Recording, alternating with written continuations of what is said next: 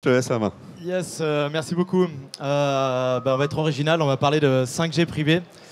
Et donc pour expliquer un peu ce qui a peut-être été déjà répété et encore, mais c'est un peu le but dans cet environnement.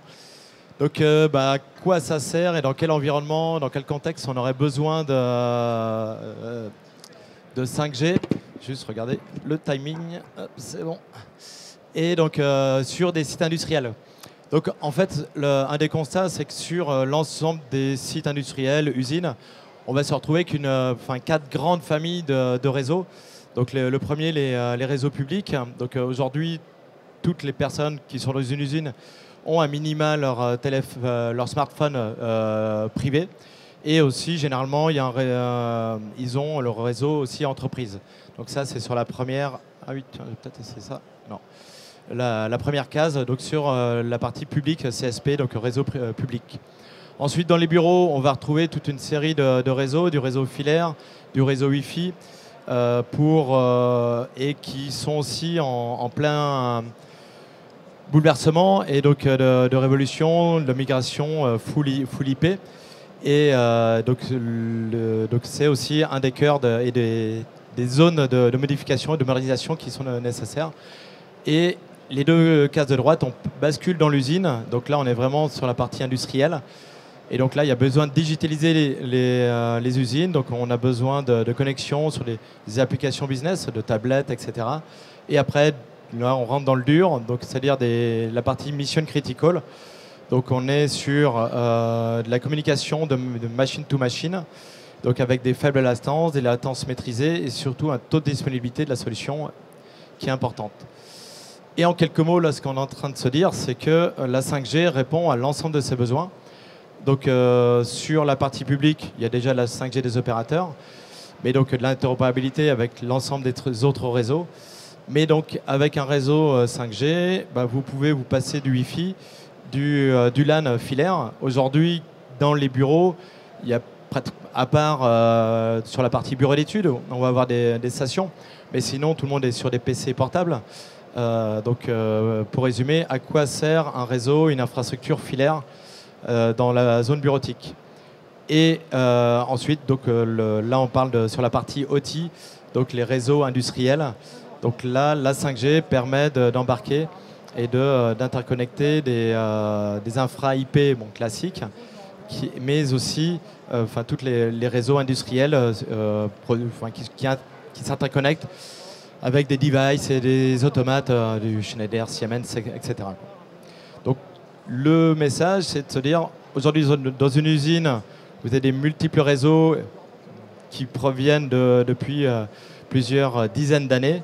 Donc la 5G permettra d'harmoniser l'ensemble, la fameuse convergence IT-OT. Merci Vincent. Et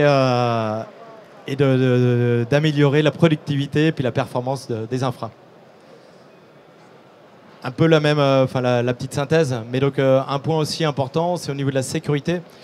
Quand on parle de réseau, on parle d'anciens réseaux qui ne sont pas forcément au bon niveau cyber. Aujourd'hui, lorsque NIS 2 arrive dans les sites industriels, les sites sensibles, lorsqu'on réalise des audits cyber dans des usines, même des grands fabricants automobiles, on a beaucoup de surprises parce qu'on est sur des réseaux qui ne sont pas forcément toujours supportés au niveau qui ont des problèmes d'obsolescence.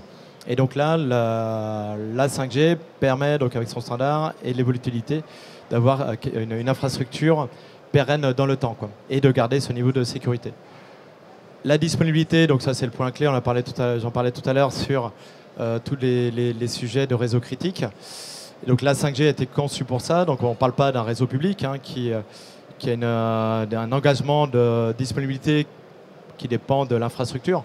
Là, c'est le propriétaire de l'entreprise qui va définir son taux de dispo et avec tout un système de redondance de batterie pour s'assurer de la disponibilité de l'infra, quel que soit le contexte. Un petit schéma simple pour essayer de comprendre, parce qu'on parle souvent de TCO et aussi de le retour sur investissement, parce que c'est sympa d'avoir enfin des nouvelles solutions. Mais un des points clés, ben on parle de réseau existant, mais même si on parle d'un réseau existant, il faut le maintenir. C'est-à-dire qu'il faut avoir des personnes qui soient capables de le maintenir. Lorsqu'on est sur du 2SCT, du PMR ou de la DMR, qui ont été déployés il y a 15-20 ans, les personnes qui le maintiennent partent en retraite avec les compétences. Et donc, ça peut être aussi, enfin, c'est souvent des éléments critiques pour l'entreprise. Entre le coût d'exploitation de l'ensemble de ces réseaux et le coût d'exploitation et de déploiement d'un nouveau réseau. Et sur la partie droite aussi, c'est le nombre d'access points, c'est-à-dire le nombre d'antennes dans une usine. Si on prend un bâtiment comme ici, avec quelques dizaines d'antennes 5G, on va couvrir l'ensemble du hall. Si vous le faites en Wi-Fi, alors là on peut peut-être s'amuser à les compter, mais on va plus être proche des centaines, quoi. D'où le petit schéma. La 5G, c'est compliqué? Eh ben non.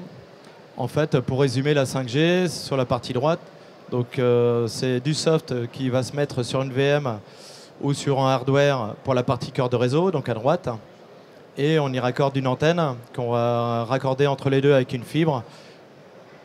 Il y a quelques éléments en plus, mais pour résumer, donc ça apporte une couverture sur un site de plusieurs centaines de mètres carrés. Un point important, donc l'écosystème et aussi de l'intérêt de la 5G par rapport au réseau legacy, quand on parlait de PMR, Tetra, 2CT, qui sont des réseaux propriétaires. Là, on est sur des solutions complètement ouvertes.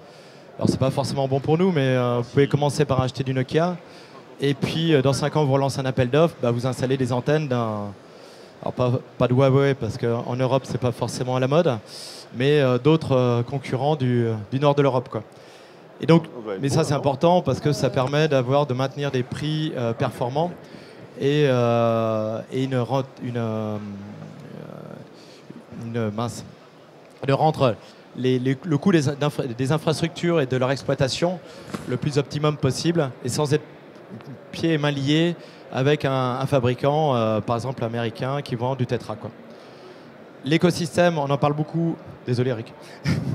Au niveau de l'écosystème des devices, donc ça fait 5-6 ans qu'on en parle. Mais donc aujourd'hui, il est bien là. Et même les grands automaticiens, Schneider, Siemens, commencent à intégrer de la 5G dans leurs automates. Je dois pas être loin du timing. Hop. Là, c'est un petit retour. Donc aujourd'hui, on est à peu près 1000 réseaux déployés dans le monde. Donc Nokia, on a pratiquement 50% du marché mondial. Et donc là, c'est le retour des industriels qui ont déployé cette solution. Donc qui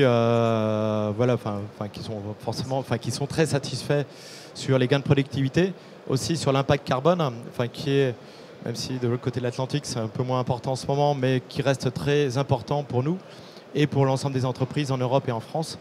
Donc une forte réduction de l'impact carbone et du coût d'exploitation. Un point aussi sur la partie sécurité des personnes. Aujourd'hui, sur l'ensemble des sites industriels, on doit être équipé de PTI, protection travailleurs isolés, qui sont principalement portés par du DECT ou du Tetra, avec de l'obsolescence. Donc c'est un élément déclencheur sur si on prend EDF dans ses centrales nucléaires, d'autres sites industriels, c'est d'avoir une solution PTI qui répond aux exigences de sécurité. Parce qu'on ne peut pas faire porter un PTI, c'est-à-dire remonter l'information par un réseau public qui ne garantit pas un taux de disponibilité. D'où l'intérêt de ce type de réseau. Un petit point aussi, donc là si on fait la somme, on est pas loin des 1000 réseaux déployés dans les différents segments. Donc ça a commencé, les principaux sites étaient autour des ports, de la pétrochimie.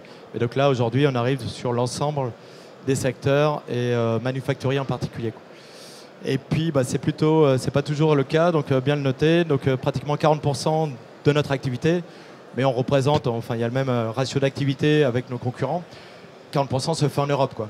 Donc c'est-à-dire c'est pas les US et c'est pas forcément l'Asie qui est en tête, mais l'Europe est bien en tête sur ces réseaux 4G, 5G, et en Europe principalement portés par l'Allemagne, UK et la France, quoi. Avec une évolution de la 4G privée vers la 5G au fur et à mesure des différents projets, quoi. Donc aujourd'hui, en France, il y a une majorité de projets qui sont en 4G. Je parlais des centrales nucléaires ou de chez Total. Mais les nouvelles raffineries, par exemple, de chez Total vont être déployées en 5G. Et je crois que c'est fini pour le timing. Merci Régis, merci. Ouais, c'est fort. Hein. Je ne sais pas si vous avez des questions. Après, bon, je pense que les personnes qui sont là connaissent un peu le sujet, mais ne pas hésiter. Ou sinon, on est juste à côté de Vincent Moscato là, pour les questions. Voilà, rendez-vous sur le stand. Merci Régis.